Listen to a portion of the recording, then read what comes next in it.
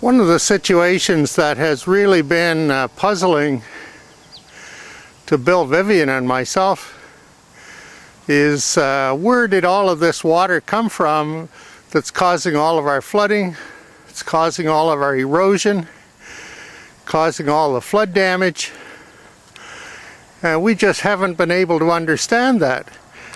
But now that we saw what happened with the reservoir being dumped into the storm sewer, we now see that City of Burlington has installed this asphalt gutter all along this 1,000-foot very steep hill on Kearns Road that starts up at the lookout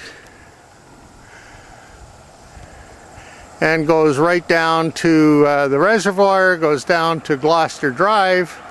And of course this asphalt gutter has very successfully collected all the water that used to run off into the field and has now collected it, carried it down to the storm sewer. So in heavy rainstorms, this is contributing about 75% of the water flow that is damaging our properties downstream. What needs to be done with this asphalt gutter at this point is to simply install about 4 of these diversions to take the water out of the gutter and transfer it into the field where it'll just simply drain naturally into the soil. Of course, this is standard procedure. There's nothing really unique about that, but that's what should be done. And then that'll reduce a lot of the water going down to approaching the reservoir. These asphalt diversions simply merge with the asphalt channel coming down. So this is very accepted practice on diverting water out of a channel, is to use that methodology. Just to the west side of this asphalt gutter is a big field. The full length of this asphalt gutter that is well over 100 meters to any creek, and there are many natural berms that would contain large water flows, but generally the water will the water used to just soak into this large field that is well over 10 acres in size, would simply soak into the ground. And the water would never get to a creek in any case, certainly not during a heavy rainstorm. And so what needs to happen is these diversions that must be installed along this 1,000-foot long asphalt gutter. These 4 diversions are simply going to redirect the water right back into the field where it drained away naturally anyway. It will never enter this creek and flood downstream anyway. Nominally about 20 centimeters deep, because that's the volume of water flow that needs to be contained in the runoff from the west side of Kearns Road. This asphalt gutter just continues on down all the way down to where it meets up with the concrete curb.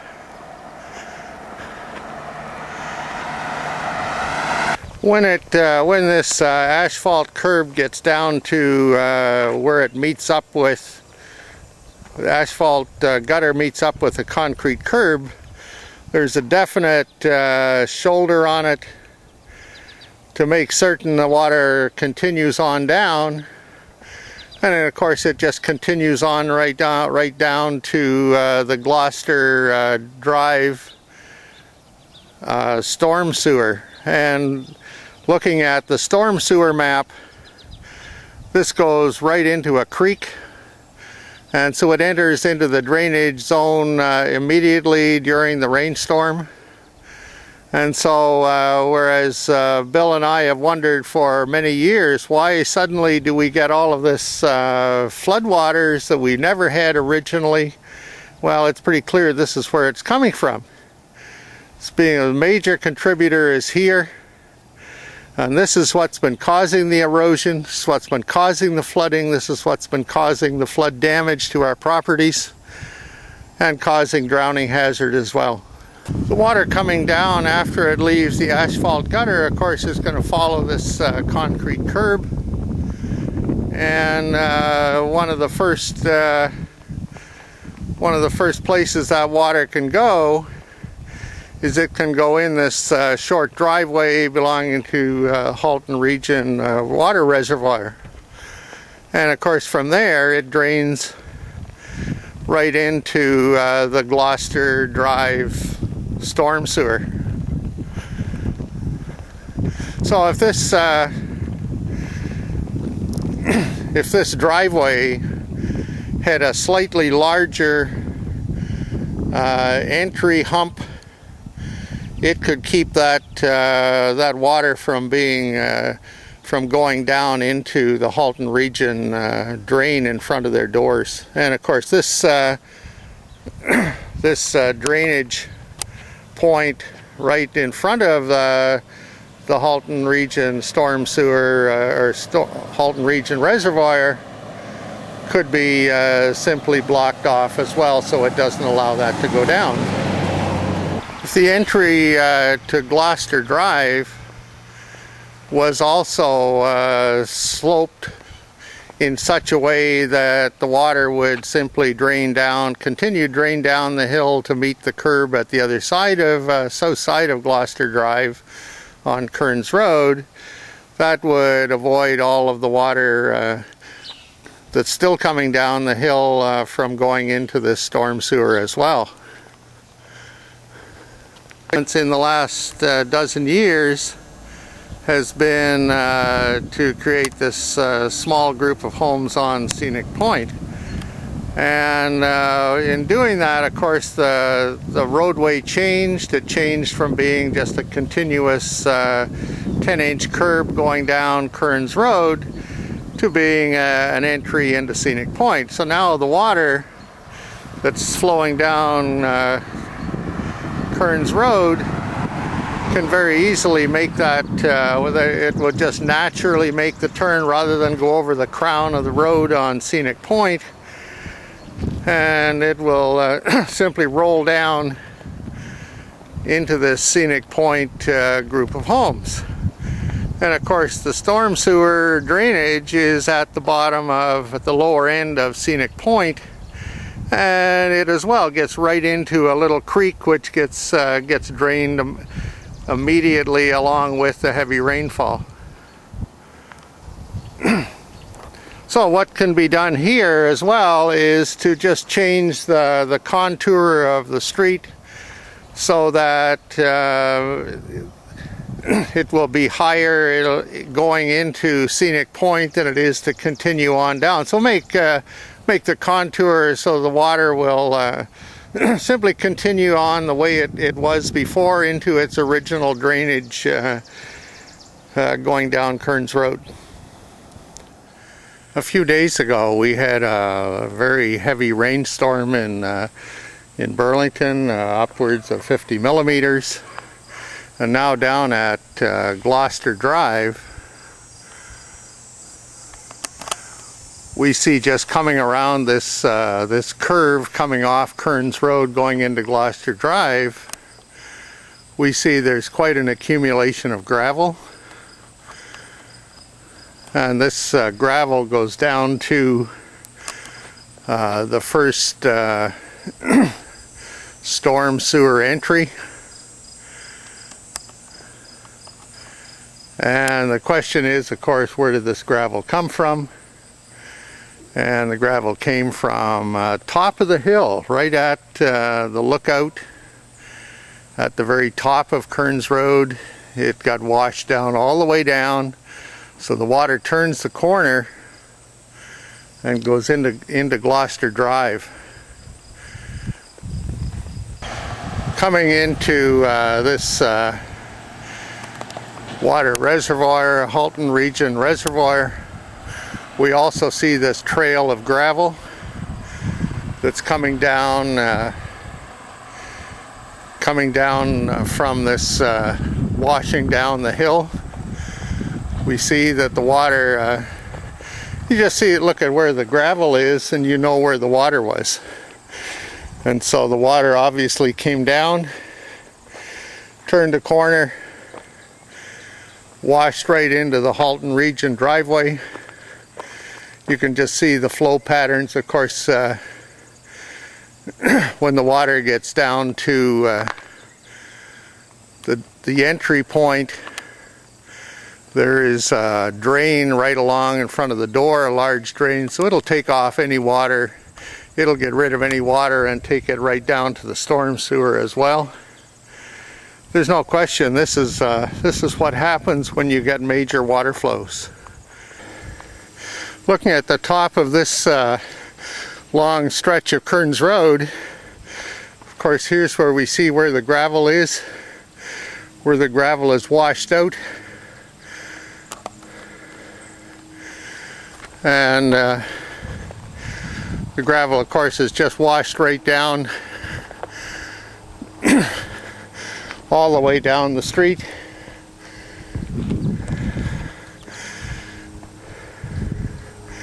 And at high velocity, and gone right into the storm sewers. As an alternative at Gloucester Drive, instead of changing the contour of the pavement to get the water to run down and meet up with the Canterbury storm sewer entry, the pipe of the storm sewer piping can be changed to pick up these drainage points and reroute them about 100 feet, 120 feet I suppose, down to the Canterbury storm sewer entry.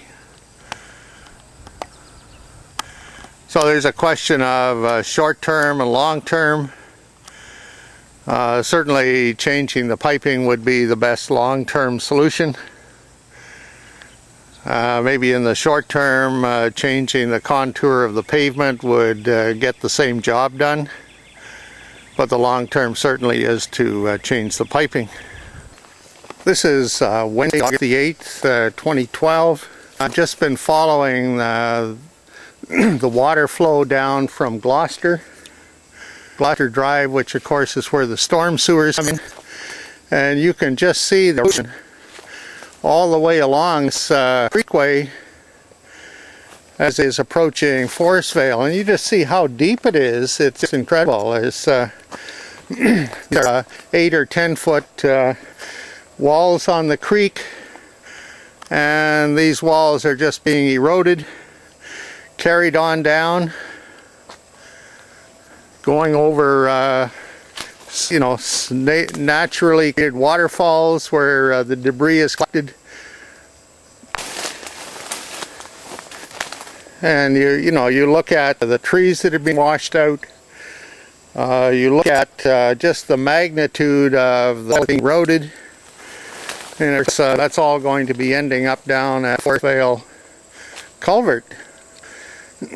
It's this is an enormous waterway, just an enormous waterway that I'm sure was never ever carrying the amount of water a dozen years ago, but now with storm sewers emptying in here, this is creating a massive water flow and massive erosion. So we're arriving right here at the location where this drain coming from Gloucester Drive, and there's some tires have grabbed on here. This is catching up with the main creek coming down from the escarpment. Main creek coming down the escarpment is moderate creek walls, Whereas what we saw coming up from the Gloucester Drive and the storm sewer runoff, this is just major waterway.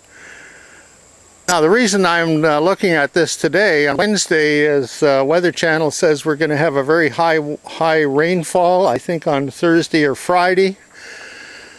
Probably Thursday and Friday, and I expect to come back and get some idea about the quantities of water coming from each direction. Now down at the point where these two waterways connect together, we're going to try to see that tomorrow, follow that down. Now that you have the joined waterways, it's pretty enormous erosion as well, of course, because it's adding two significant water flows. Since that 50 millimeter rainfall a few days ago, it is now, this is the Forest Vale culvert entry. Of course, all of that excavated area has now been filled in again. That culvert that was fully exposed is covered again. This is just an ongoing thing that that happens at the City of Burlington, and if they get rid of this storm sewer water entry, that's going to look after about 75% of the water flow during the rainstorm. The erosion will go back to where it was before, which was zero, and everything will be far better for, obviously, for the property owners. Instead of having their property covered in mud and sand, mud and weeds,